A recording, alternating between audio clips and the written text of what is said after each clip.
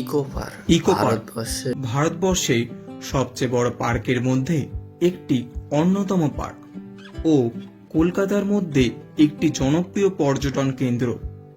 পৃথিবীর একমাত্র এই পার্কই রয়েছে পৃথিবীর সপ্তম আশ্চর্য।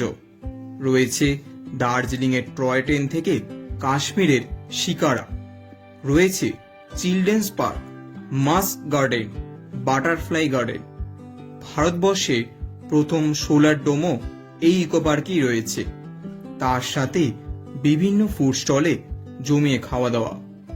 গেট নাম্বার 1 থেকে গেট নাম্বার 6 পর্যন্ত কি কি ঘুরে দেখবেন, প্রবেশ মূল্য কত, কিভাবে আসবেন, বিভিন্ন রকমের গাড়ির পার্কিং চার্জ কত, কলকাতা ও কলকাতার পার্শ্ববর্তী অঞ্চলগুলো থেকে বাস, ট্রেন কিংবা মেট্রোর সুযোগ সুবিধার দ্বারা কিভাবে ইকো পার্কে এসে পৌঁছাবেন, কিভাবে গেট নাম্বার 1 থেকে গেট নাম্বার 6 পর্যন্ত সমস্ত গার্ডেন ঘুরে দেখবেন, নতুন কোন কোন অ্যাক্টিভিটি চালু হলো, সমস্ত তথ্য আজকে এই ভিডিওটার মাধ্যমে আজকে আপনাদের মধ্যে শেয়ার করব।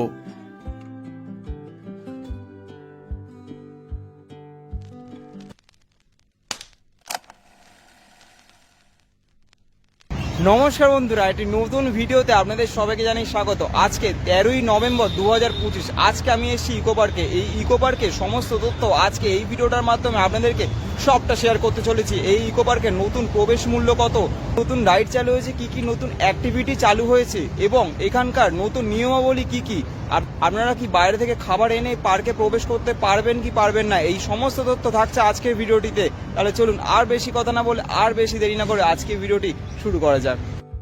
কিভাবে আপনারা ইকো পার্কে এসে পৌঁছাবে?